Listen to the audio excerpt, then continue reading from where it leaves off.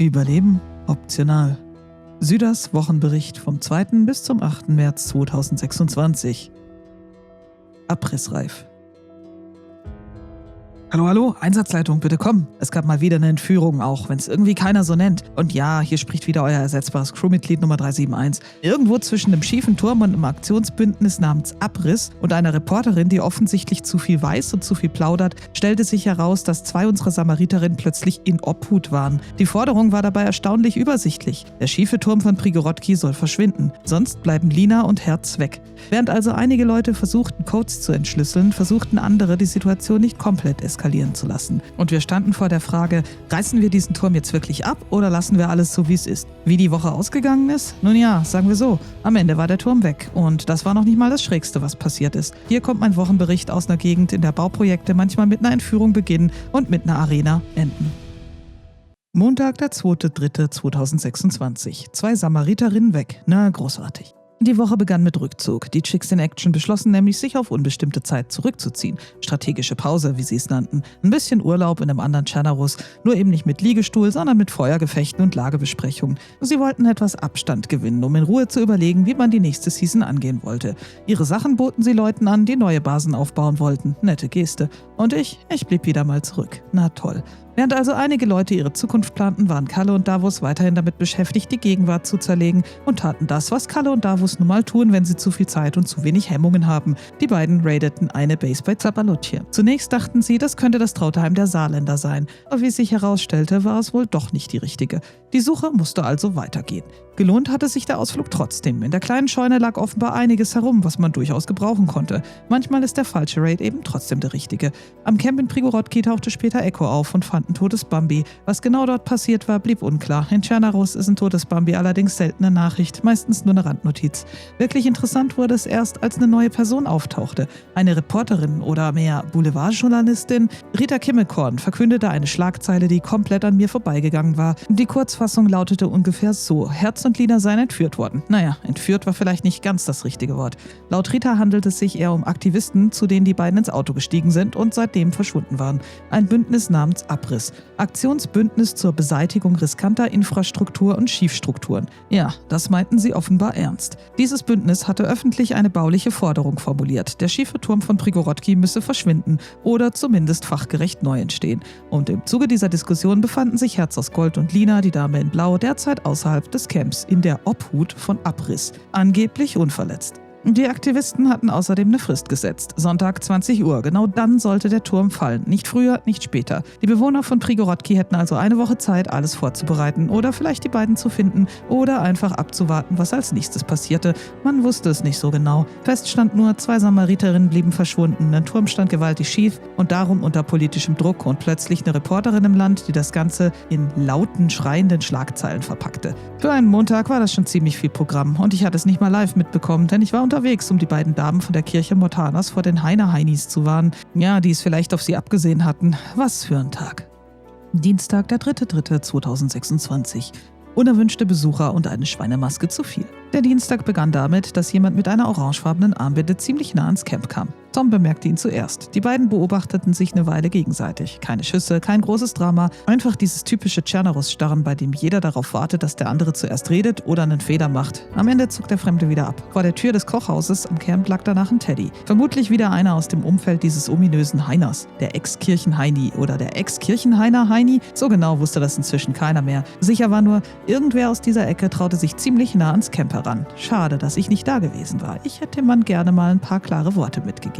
Währenddessen kämpfte sich an anderer Stelle eine Gruppe namens Lazy durch die üblichen Probleme des Lebens in Chernarus. Lazy stand vielleicht für leicht ahnungslose, yoga-entspannte Zombiejäger. Zumindest klang das, was sie da taten, manchmal so. Offiziell gehörten Shannara, Jericho, Blackie und Island Boy dazu. Shannara hatte dabei allerdings einen besonders schlechten Tag erwischt. In Nadeshda geriet sie in eine Gasgranate und starb an der Gaskrankheit. Sie kämpfte sich zurück, nur um kurz darauf wieder zu sterben und wiederzukommen. Durchhaltevermögen hatte die Frau jedenfalls, das musste man ihr lassen. Währenddessen waren Black Lion, Jamet, Pinky und STLK auf der sogenannten Kleiderroute unterwegs, um Kleidung für das Camp zu besorgen. Eine dieser eher unspektakulären Missionen, die man trotzdem ständig brauchte, denn unsere Zelte waren chronisch leer. Wirklich interessant wurde es erst, als Echo bei seiner Suche tatsächlich auf Herz stieß. Ich glaube, ein Foto der rasant rasenden Skandalreporterin hat ihn auf die Spur gebracht. Er fand sie in einem Versteck irgendwo bei einer Burg nahe des Funkturms bei Rock. Ein ziemlich auffälliges Versteck, wenn man ehrlich war. Für einen geheimen Entführungsort entwickelte sich die Gegend jedenfalls erstaunlich schnell zum Touristenmagneten, denn später fanden auch Pinky und Jamet ihren Aufenthaltsort. Leider lief der Fund nicht ganz optimal.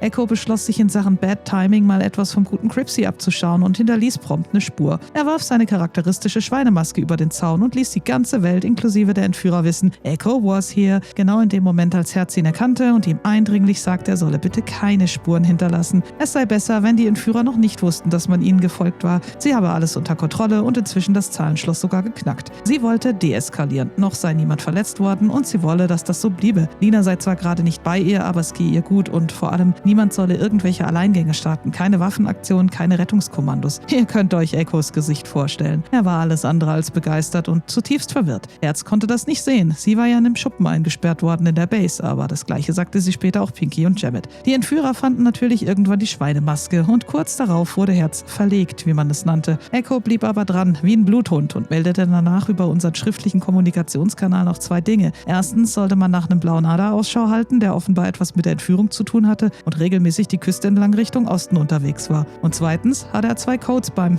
Besichtigen der Entführerbasis entdeckt. 12817 und 10074. Was genau das bedeutete, wusste natürlich wieder niemand, aber die Köpfe liefen sofort heiß. Immerhin gab es ein Lebenszeichen von Herz. Nur ich hatte davon zu diesem Zeitpunkt noch immer nichts mitbekommen. Ich war ja noch immer unterwegs zu diesen vermaledeiten Kirchendamen, um die Ordensschwestern zu warnen.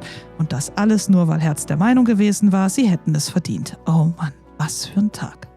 Mittwoch, der 4.3.2026. Codes und Kommunikationsprobleme. Der Mittwoch begann damit, dass einige Leute tatsächlich anfingen, die rätselhaften Zahlen ernst zu nehmen. Echo, Ultra und Tom gingen dem Code nach, den Echo gefunden hatte. Irgendwo mussten diese Zahlen ja hinführen. Und in einer Woche, in der Samariterin verschwanden und Aktivisten plötzlich Baupolitik betrieben, griff man eben nach jedem Hinweis. In dem Fall vielleicht Koordinaten. Ich selbst war währenddessen unterwegs Richtung Norden, machte aber in Beresino einen Zwischenstopp, weil ich noch nach Novo musste. Nachdem ich mit Schwester Jeva in Krona gesprochen hatte, war klar, dass ich nun auf Schwester Dasha warten musste. Also fuhr ich erstmal dorthin. Parallel fragte Plissim bei den Chicks in Action nach einem Auto. Die Chicks hatten ja angekündigt, sich vorerst zurückzuziehen, waren aber weiterhin bereit zu helfen. Sie boten sogar Baumaterial an, für den Fall, dass dieser Turm tatsächlich fallen sollte und man anschließend etwas Neues bauen wollte. Kurz darauf meldete sich das Aktionsbündnis Abriss offiziell zu Wort. Die Erklärung war erstaunlich formell. Sie bestätigten noch einmal, dass sich Herz aus Gold und die Dame in Blau in ihrer Obhut befanden. Beide seien unverletzt, würden versorgt und würden nicht mit Waffen bedroht. Dann kam die Forderung. Es gehe nicht um Gewalt, hieß es, sondern um kulturelle Notwehr. Man sehe sich gezwungen, Druck auszuüben. Der Turm von Prigorodki müsse entweder vollständig verschwinden oder durch was Neues, Ansprechenderes ersetzt werden. Hauptsache, es passiere etwas. Als Unterstützung stellte Abriss sogar einen LKW bereit. Er befinde sich im Wald zwischen Novi Sobor und Gorka, westlich eines Funkturms, aber benötigte noch Reifen und eine Batterie. Man wünschte viel Erfolg. Man muss schon sagen, Entführung mit Bauanleitung hat man auch nicht alle Tage. Kurz danach meldete sich auch Herz selbst über Funk. Mehrmals, theatralisch. Und jedes Mal sagte sie dasselbe. Es gehe ihnen gut, man solle bitte nicht eskalieren und vor allem solle niemand irgendwelche bewaffneten Alleingänge starten. Das kam mir ehrlich gesagt ziemlich merkwürdig vor. Normalerweise wäre Herz die Erste gewesen, die den Entführern moralisch die Ohren lang gezogen hätte. Stattdessen blieb sie erstaunlich ruhig. Also gingen Ultra, Tom und Echo dem Code weiter nach. Rio fand währenddessen einen kleinen Stash, möglicherweise von diesem ominösen Kirchenheiner. Ganz sicher war sich natürlich wieder niemand. Beim Boxring fehlten plötzlich außerdem 2 Wände, einfach weg. Ob sie einfach dem Despawn zum Opfer fielen oder es ebenfalls dieser Kirchenknilch oder jemand anders gewesen war, der ein Zeichen setzen wollte, wusste niemand. Island Boy hatte derweil einen Unfall. Sein Kühler war hinüber. Die Samariter halfen ihm dabei, das wieder halbwegs zu richten. Ich warnte anschließend Schwester Dasha und traf unterwegs Ultra, die ich von Novo aus wieder Richtung Süden mitnahm. Außerdem holte ich bei Jay noch Nägel ab, ein alter Wetteinsatz. Damit waren endlich alle Wettschulden beglichen. Sobald Herz zurück war, würden die Gewinne ausgezahlt. Währenddessen knackten Echo, Tom und Davos schließlich das Rätsel um den LKW. Sie fanden ihn tatsächlich im Wald und brachten ihn anschließend zur BBA. Echo versuchte mir abends am Camp zu erklären, was sich in den letzten Tagen alles zugetragen hatte. Das Problem war nur, Echo sagte nichts. Tat er nie. Stattdessen legte er vor dem Camp aus Fleischstücken ein Herz und legte eine blaue Armbinde ins Zentrum. Dann fesselte er sich selbst, legte sich in die Mitte, Am schwarzen Brett hatte er mit Kürbiskern Beere geschrieben. Offenbar sollte das darstellen, dass Herz entführt worden war und sich in Beresino befand. Ich verstand aber nur, Herz spielt in Beresino Fesselspiele mit Fleisch aus Liebe, also ungefähr gar nichts. Tom sagte auch nichts, was die Sache nicht unbedingt einfacher machte. Also sperrte ich ihn kurzerhand in seinen Turm ein und sagte ihm, er solle endlich reden. Und Tom, der sprang einfach von seiner Mauer nach unten. Ich erklärte ihm daraufhin, dass er in seinem schiefen Turm nicht wieder hineinkäme, wenn er nicht endlich erkläre, was los sei. Langsam begann er damit, ein paar Andeutungen zu machen. Ganz verstanden hatte ich es trotzdem noch nicht, aber Herz war wohl in Beresino und das nicht freiwillig. Am Ende brachten wir Davos noch nach Novo. Dort bekam er von Jane einen blauen Ader, weil sein eigener, Überraschung, gestohlen worden war. Von den Aktivisten. War ja klar. Auch nach diesem Auto wurde inzwischen gefahndet. Zurück in Prigorodki meldete sich schließlich noch Island Boy. Er war am Northwest Airfield in eine Sprengfalle geraten. Schon wieder das NWA, schon wieder eine Sprengfalle. Cripsy fuhr hin und half ihm. Und als wäre das alles noch nicht genug gewesen, veröffentlichte Rita Kimmelkorn am selben Abend wieder einen Artikel. Titel Skandalös. Man erzählt sich ja so einiges. Darin ging es natürlich wieder um die Entführung der Samariterinnen und um allerlei Spekulationen. Am Abend kam schließlich noch ein weiterer Funkspruch von Herz rein. Wieder bat sie eindringlich darum, nicht zu eskalieren. Sie sagte sogar, sie merke, dass man ihnen auf der Spur sei und genau das solle man bitte lassen. Alles sei unter Kontrolle. Wichtig sei nur, dass der Turm am Sonntag verschwinde und Platz für was Neues mache. Etwas Schönes, etwas Besseres, gemeinsam. Sehr seltsam. Ich kannte Herz allerdings gut genug, um zu wissen, wenn sie so sprach, dann steckte dahinter meist ein verdammt guter Grund. Also beschlossen wir, vorerst mitzuspielen und zu hoffen, dass dieser Plan am Ende auch aufging. Donnerstag, der 5.3.2026. Garagen, Gerüchte und ganz viel Symbolik. In Prigorodki begann der Tag mit beunruhigenden Erkenntnissen, dass am Boxring schon wieder irgendwas fehlte. Gerüchten zufolge war eine weitere Wand verschwunden. Wer sie entfernt hatte, wusste natürlich niemand. Aber man baute sie wieder auf und verurteilte das zutiefst. Andere Stimmen wurden laut, darunter auch Schmetterling. Man solle die Leute doch einfach machen lassen. Nein, nicht mit uns. In Tschernaruss reparierte man inzwischen fast reflexhaft. Cripsy und Tom planten derweil das große Abschlussfest an der Britzbahn. Ja, richtig gehört, Abschlussfest. Während anderswo Leute verschwanden, Garagen aufgebrochen wurden und Aktivisten mit Pressetexten arbeiteten, plante der Brite eine Feier. Prioritäten waren eben auch eine Form von Weltanschauung. In Beresino hatte irgendwer außerdem Dinge angepflanzt. Von wem, wusste man nicht, aber immerhin tat jemand mal was, das nichts mit einer Entführung, einem Abschuss oder einer Explosion zu tun hatte. Yannick wiederum wurde in Darkels Pornogarage eingesperrt. Fragt bitte nicht. Er kannte die Codes nicht und das Tor war zugefallen. Gravedigger meldete später Raidschüsse in Beresino. Im Zuge dessen entdeckte er einen Ader in einer Garage und ziemlich schnell stand im Raum, dass es sich dabei um den Ader von Davos handeln könnte. Davos veröffentlichte dann noch ein Foto seines Fahrzeugs zum Abgleich. Und ja, die Ähnlichkeit war schon verdächtig groß.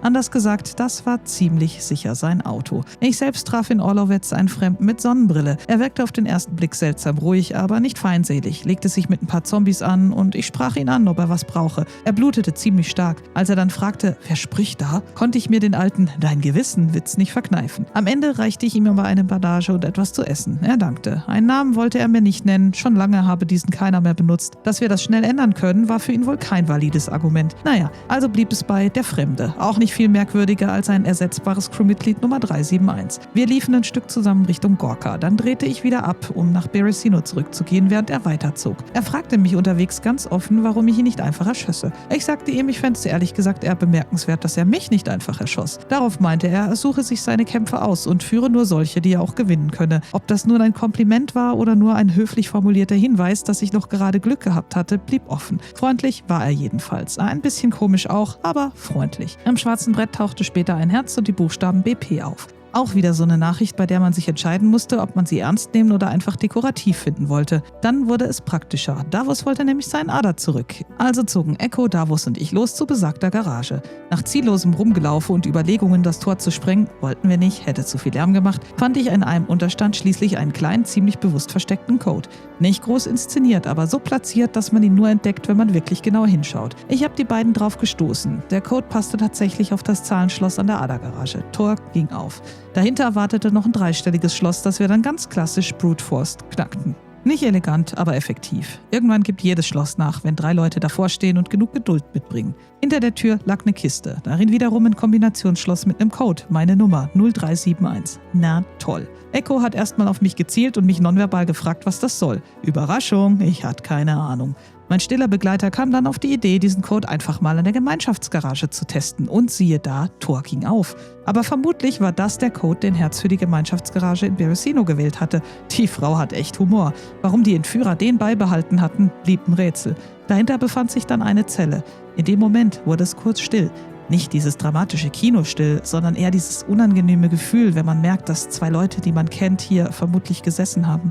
Herz und Lina sind viele Dinge. Laut, stur, idealistisch, aber eingesperrt in so einer Kiste der Weltgeschichte zu sitzen und immer darauf zu warten, dass jemand mit Essen kommt, das haben sie nicht verdient. Wir haben kurz überlegt, wie wir das nächste Schloss öffnen könnten. Spoiler, war am Ende gar nicht nötig, weil man auch so an die Kiste dahinter kam. Inhalt 11 Kürbiskerne, ein Plus aus Kürbiskernen und ein AN-Helm. Mehr nicht. Wenn man Herz kennt, ist das allerdings schon fast eine komplette Wegbeschreibung. Die Frau hinterlässt Hinweise wie Hänsel und Gretel Brotgruben, nur eben mit Kürbiskernen. Kurz darauf wurde auf uns geschossen. Wir brachten uns in Sicherheit. Mora kam auch noch dazu, wusste aber nicht so genau, wo er eigentlich hin sollte, was die Übersicht nicht unbedingt verbesserte.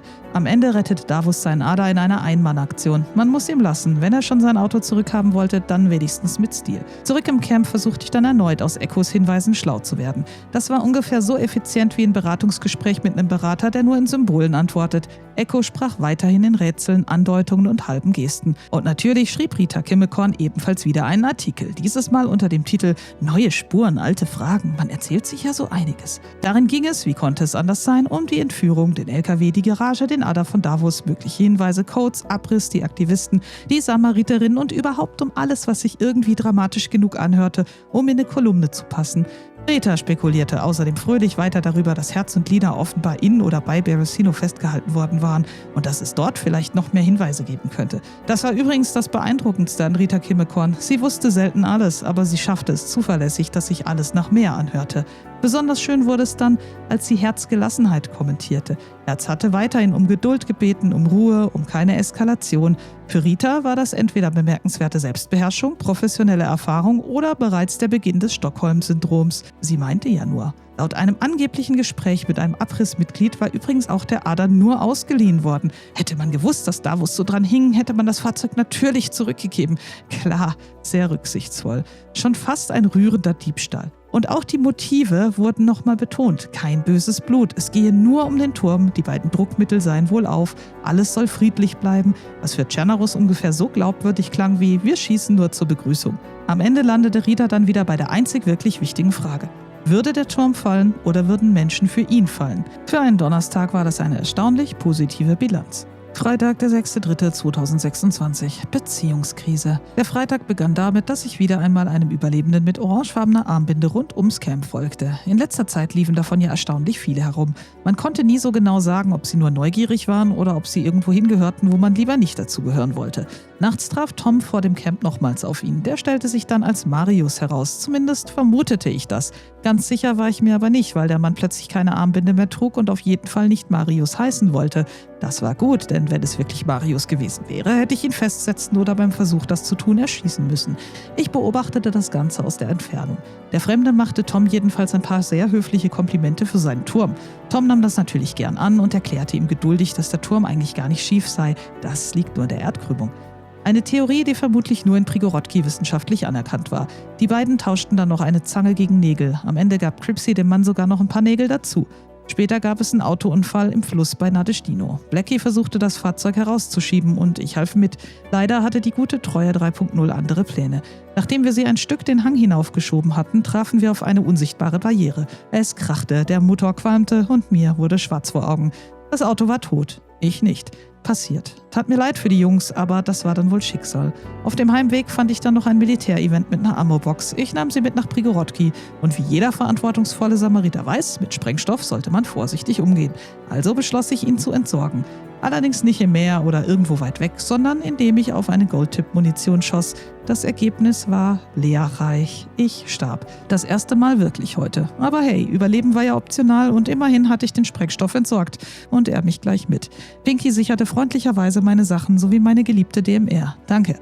Als ich zurückkam, traf ich Echo und Rio am Camp. Echo fuhr uns anschließend ein Stück durch die Gegend. Unterwegs tauschten wir noch einen Teddy, was inzwischen ja schon fast eine Art lokale Währung geworden war. Echo versuchte mir dabei allerdings permanent irgendwas zu erklären. Er zeigte auf meinen Helm, dann auf meine Armbinden, dann wieder auf mich. Ich verstand exakt gar nichts. Ich dachte erst, er wolle, dass ich meinen blauen Helm ausziehe, weil der zu auffällig sei. Das tat ich. Er gab mir seinen Schal, ich verstand nichts. Dann deutete er wieder auf das Auto, dann wieder auf mich, dann wieder auf den Helm. Ich hatte absolut keine Ahnung, was er meinte. Wir fuhren bis nach Pavlovo. Dort sollte ich wieder meinen Helm ausziehen. Ich kapierte es weiterhin nicht. Echo verlor irgendwann die Geduld und schlug mich. Das half allerdings entgegen weitläufiger Meinung auch nicht beim Verständnis. Also stiegen wir wieder ins Auto und fuhren weiter. Über Gaszone, Komarovo und irgendwo auf der Rückfahrt fand Echo noch einen grünen Saka. Er nahm das Auto. Ich fuhr mit seinem Ader zurück in Richtung Camp. Dabei ermischte mich eine unsichtbare Gaszone. Ich bekam 2 Cuts, kämpfte mich durch ein paar Zombies und rettete mich gerade noch mit einer Bluttransfusion. Halbtot schleppte ich mich schließlich zurück nach Prigorodki. Und als ich dachte, der Tag könne nicht mehr absurder werden, ging die Kommunikation mit Echo weiter. Ich empfahl uns einem Paartherapeuten, so könnte das nicht weitergehen. Aber ich glaube, ich schlug den falschen Ton an. Man kennt es ja. Schatz, wir müssen reden. Würde Rita Kimmekorn jetzt mutmaßen. Echo behielt den Saka und gab mir stattdessen den weißen Ader, den ich ihm zurückgebracht hatte. Gleichzeitig zeigte er wieder auf meinen Helm, dann auf das Auto, dann wieder auf mich. Ich verstand weiterhin nichts. Ich war müde, ich war fast bei einem Autounfall gestorben, einmal explodiert, einmal fast vergast worden und irgendwann ist einfach auch genug. Als ich ihm folgen wollte, schnappte er sich ein Seil und wollte mich fesseln. Da hört sich doch alles auf und das sagte ich ihm auch. Echo rannte schließlich einfach weg. Ich lief ihm hinterher. Er schoss vor mir auf den Boden, offenbar um klarzumachen, dass ich ihm nicht folgen sollte. »Dann geh doch zu Netto«, schrie ich ihm in einen Anflug von Ratlosigkeit hinterher. Und genau das tat er dann wohl auch. Naja, er verschwand. Zurück blieb ich mit einer ziemlich handfesten Beziehungskrise mit Echo. Später hatte man noch Schüsse im Industriegebiet. Ich vermute stark, dass Echo sie abgab. Wahrscheinlich ebenfalls zur Stressbewältigung. Tat ich auch, als er mit dem Auto vorbeifuhr. In seine Richtung. Traf natürlich nicht, aber der Frust blieb. Als ich den Ader schließlich einparkte und beschloss, ihn der Lazy-Gruppe Island Boy, Shannara, Jericho und Blackie zu geben, entdeckte ich im Kofferraum noch etwas. 11 308er Patronen, ein Plus aus Patronen und einen blauen AL-Helm. Das erinnerte mich stark an das Rätsel um Herz und die Kürbiskerne. Nur leider verstand ich auch diesmal nicht, was Echo mir damit sagen wollte. Später tauchte er wieder am Camp auf und ging jagen, aber zwischen uns stand jetzt etwas. Typische Beziehungskrise, ich sag's ja. Und dabei hatten wir noch nicht mal ein wirkliches Date gehabt. Manchmal wäre alles einfacher, wenn der Mann einfach reden würde. Aber ich vermute, er hat seine Gründe. Und so endete dieser Freitag mit der Erkenntnis, dass Kommunikation in Tschernaros manchmal komplizierter ist als jede verschlossene Garage. Samstag, der 7.3.2026. Baustellen, Diplomatie und die Deadline rückt näher. Der Samstag begann mit einem Funkspruch meinerseits. Nicht besonders elegant, dafür sehr ehrlich. Ich meldete mich bei Nigo, Jay und Whisky mit einer kurzen Lageeinschätzung aus der Abteilung Verzweiflung. Denn während Herz und Lina vermutlich irgendwo versuchten, diese ganze Entführungsgeschichte mit Diplomatie, Geduld und vermutlich sehr viel innerem Augenrollen zu entschärfen, passierte in Prigorodki genau das Gegenteil. Vor dem Camp tauchten plötzlich abgesteckte Baustellen auf. Stöcke im Boden, Schnüre, Markierungen, Stämme, Baustellen eben. Ich hielt es für angebracht, vorsichtig darauf hinzuweisen, dass wir eigentlich gerade versuchten, eine Entführung zu beenden, nicht die nächste vorzubereiten. Denn wenn Tom anfängt, kreativ zu bauen, endet das erfahrungsgemäß selten mit einem kleinen Gartenhäuschen. Meistens entsteht daraus etwas, das nach 3 Tagen eine eigene Postleitzahl bekommt. Also bat ich die 3 um Hilfe.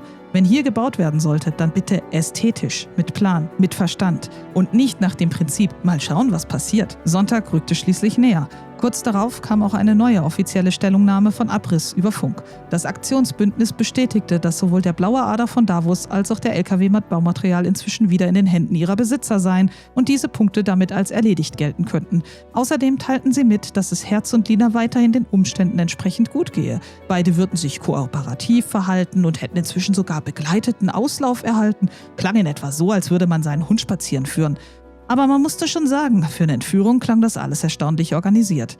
Abriss erinnerte außerdem daran, dass Sonntag um 20 Uhr der Umbau oder Abriss des Turms beginnen sollte. Materialien und Baupläne könnten bis dahin vorbereitet werden. Stimmen für den Erhalt des Turms, die sich nun mehr und mehr häuften, nehme man zwar zur Kenntnis, aber in der jetzigen Form könne er nicht bestehen bleiben. Sicherheitsrisiko. Ein Umbau wäre hingegen akzeptabel. Mit anderen Worten, der Turm würde fallen oder sich zumindest verändern. Nigo meldete sich ebenfalls über Funk und sagte, er sei auf jeden Fall dabei. Ich versuchte ihm die Lage zu erklären, was inzwischen schon fast ein Vollzeitjob war. Am Camp meldete Tom dann plötzlich eine Person in Baustellenkleidung, Warnweste, Bauhelm, alles wie aus dem Lehrbuch der Entführer. Ich versuchte sofort, die Person zu stellen. Es stellte sich heraus, es war nur Cripsy. Und der war tatsächlich der Einzige in ganz Prigorodki, der sich auf diese Abrissaktion wirklich freute. Wie ein kleines Kind und schon fast auffallend diebisch. Währenddessen wurden immer mehr Stimmen laut, dass man den Turm vielleicht doch stehen lassen sollte. Er habe schließlich Charme, man könne doch drumherum bauen. Tom erklärte sich schließlich bereit, den Turm für Herz und Lina zu opfern. Ein Satz, den man vor einer Woche vermutlich noch für unmöglich gehalten hätte. Echo bedeutete mir später, ich könne den weißen Ader ein Island Boy geben, also tat ich das. Allerdings stellte sich kurz darauf heraus, dass die Lazy-Gruppe geradet worden war. Der Raider nahm allerdings nicht viel mit, nur eine DMR und einen Granatwerfer. Fast schon höflich für Chenaros Verhältnisse. Am Camp tauchte außerdem wieder der fremde Wanderer auf. Er suchte ein Auto. Pinky hatte noch den Humvee und Davos inzwischen 2 blaue Aders, seinen zurückeroberten und den von Jay. Davos entschied sich kurzerhand, den zurückeroberten Ader dem Fremden zu schenken. Der konnte sein Glück kaum fassen. Im Gegenzug bekam Davos von Pinky den Humvee, was ihn wiederum sehr glücklich machte. Ein klassischer Fall von tschernarussischer Umverteilungspolitik. Nun war die Dreckschleuder oder die Dieselschleuder oder wie auch immer sie ihn nannten, bei Davos gelandet. Ich zeigte dem Fremden außerdem das Rätsel rund um Herz und ihre Hinweise, denn wir zerbrachen uns über die Kürbiskerne und den Helm den Kopf. Er überlegte lange und meinte schließlich, er kenne vielleicht jemanden, der gut in solchen Rätseln sei. Er würde versuchen, Kontakt aufzunehmen. Er brachte allerdings auch einen anderen Gedanken ein. Vielleicht gäbe es einen Maulwurf in unseren eigenen Reihen. Ein unangenehmer Gedanke, aber nicht ganz von der Hand zu weisen. Es würde auf einmal sehr viel Sinn ergeben. Wenn die Entführer aus unseren Reihen stammten und Herz das wusste, würde das erklären, warum sie so zurückhaltend und kooperativ war. Selina, unsere Campwache, nicht zu verwechseln mit Lina, kam später ebenfalls vorbei und versuchte mich ein wenig aufzubauen. Die Beziehungskrise mit Echo war nämlich immer noch nicht wirklich gelöst. Wir saßen um das Lagerfeuer. Ich erzählte Cripsy ein altes englisches Volksmärchen von der alten Frau in der Essigflasche, das mir Herz eins erzählt hatte, während Echo jedem ein Fell als Sitzgelegenheit anbot. Außer bei mir. Da schien er sich alles ganz genau zu überlegen. Lenkte aber am Ende dann doch ein. Nicht aber, ohne mir demonstrativ die kalte Schulter zu zeigen. Ja, super. Was kann ich dafür, dass ich manchmal so schwer von Begriff bin und du nicht reden kannst oder magst? Wir haben halt alle unser Päckchen zu tragen, weißt du? Naja, zwischendrin tauchte noch ein Bambi am Brunnen auf, sagte kein Wort und ließ sich einfach von Zombies zerreißen. Chenaros hat manchmal eine sehr eigene Art, Gäste zu verabschieden. Aus Pusta hörten wir später Schüsse. Davos, Selina und ich gingen der Sache nach. Am Ende stellte sich heraus, dass der Fremde dort nur Schafe jagte. Offenbar hatten die sich ziemlich gewehrt, so wie das klang. Später trafen wir dort auch Shannara, Jericho, Island Boy, den wir jetzt IB nannten, und den Fremden. Er brauchte eine Zündkerze, hatte einen Unfall gehabt und fuhr anschließend weiter Richtung Elektro.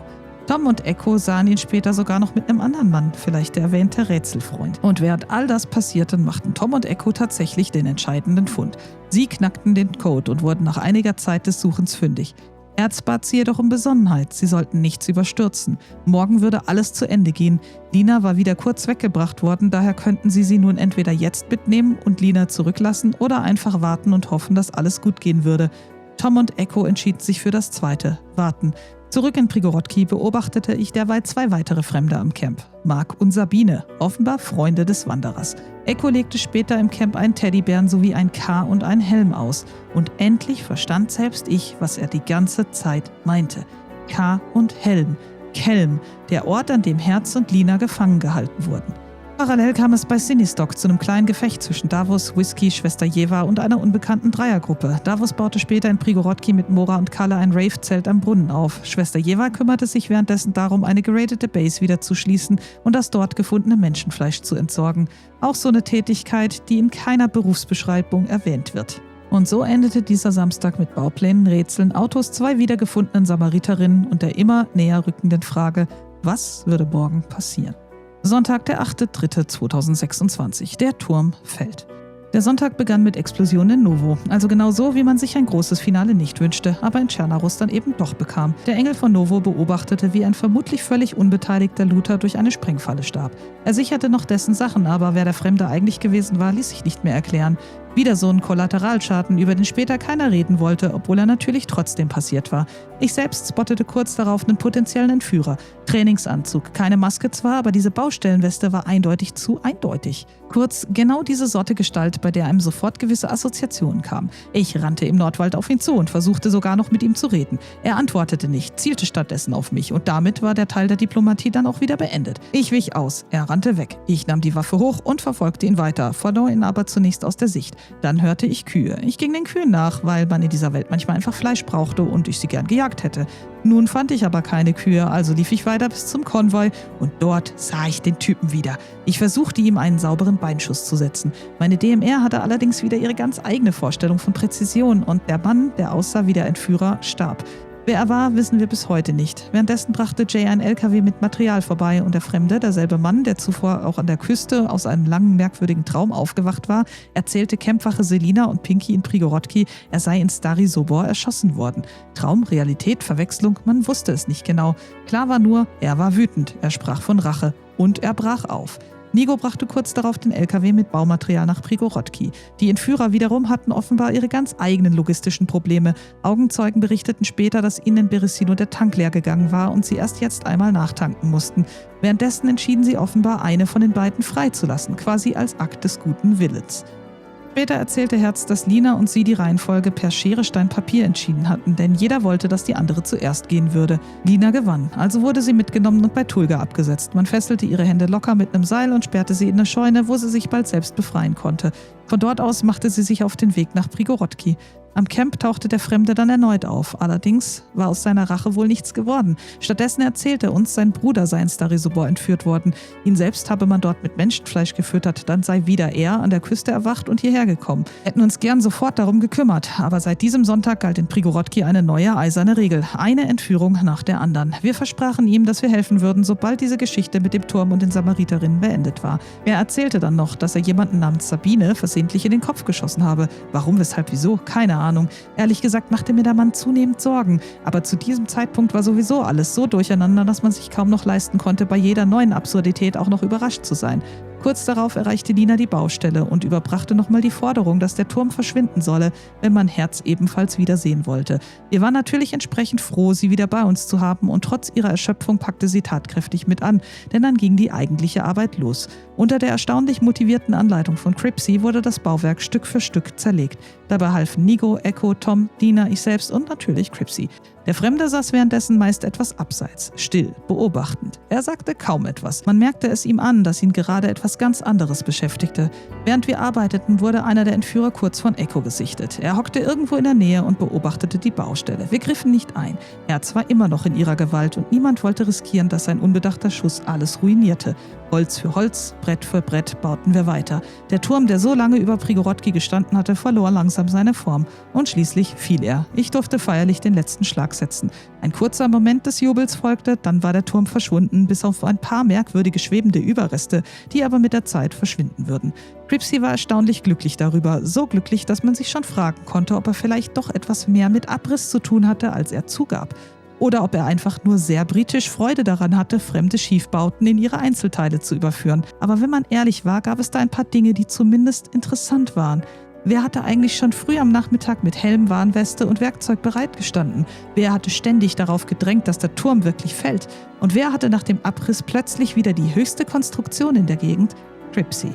Natürlich wäre es völlig absurd zu behaupten, dass jemand ein ganzes Aktionsbündnis namens Abriss organisiert, nur um seine Aussicht zu verbessern. In Tschernaruss gab es schon für deutlich weniger überzeugende Gründe größere Aktionen. Auch Rita Kimmelkorn fiel dies auf und sie fragte ja nur. Ich konfrontierte Cripsy mit den Anschuldigungen. Einige Umstehenden griffen zu den Waffen und wir umringten ihn. Aber er verstand natürlich nichts von all dem, was sich da gerade abspielte und war einfach nur diebesfroh, dass das Ungetüm nun beseitigt war. Und je mehr ich ihn ansah, desto mehr wurde mir klar, dass das einfach nicht sein konnte.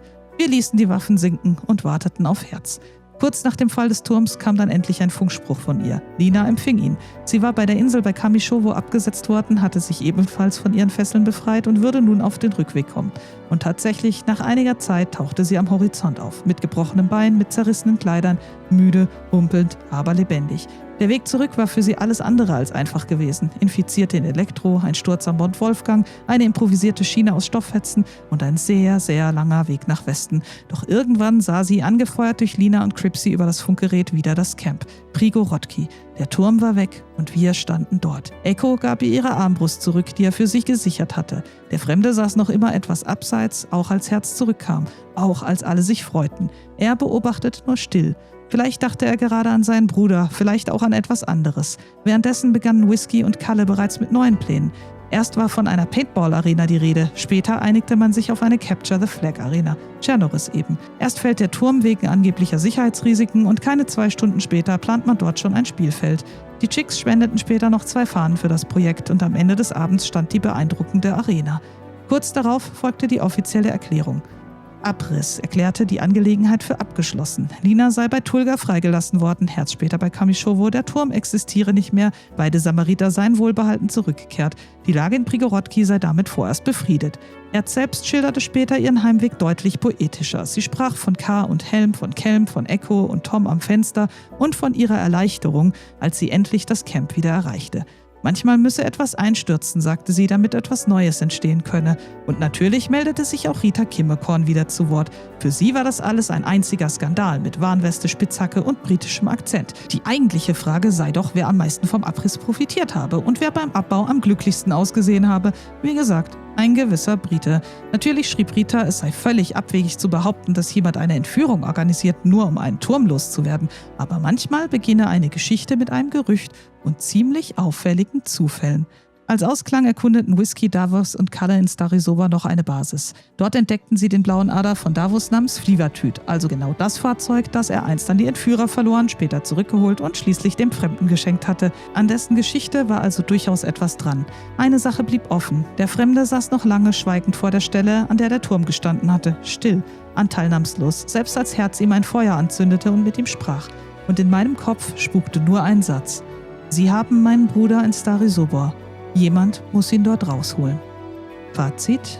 Und damit, liebe Turmbauer, Abrissaktivisten, Kürbiskernrätselerfinder, Funkdramaturgen, Bauleiter mit britischem Akzent, Kommunikationsverweigerer, Menschenfleischfütterer, Entführungsopfer und alle anderen Überlebenden da draußen, das war sie diese Woche. Der Turm von Prigorodki existiert nicht mehr. 2 Samariterinnen sind wieder frei und das Aktionsbündnis namens Abriss erklärt seine Mission offiziell für beendet. Aber irgendwo zwischen dem Abriss, der Rückkehr und den ersten Ideen für das, was nun dort entstand, saß ein Fremder still am Rand des Camps. Ein Mann, der uns erzählte, dass sein Bruder entführt worden sei, dass man ihn gezwungen habe, Menschenfleisch zu essen. Ich kenne diese Art von Obhut. Ich war selbst einmal Gast bei den religiösen Fanatikern von Martanas Kult. Und sagen wir es so, man entwickelt danach eine ziemlich klare Meinung zu Menschen, die glauben, andere Menschen so etwas antun zu dürfen. Deshalb beschlossen Davos und ich am Ende dieses Tages etwas sehr Einfaches. Morgen würden wir dieser Geschichte nachgehen. Der Sache mit dem Bruder, der Sache mit Starisobor und der Sache mit dem Menschenfleisch. Denn manche Dinge kann man in Chernoris vielleicht übersehen. Aber das gehört nicht dazu. Und damit endet diese Woche. Aber ich habe das Gefühl, die nächste Geschichte hat gerade erst angefangen. Nummer 371, Ende.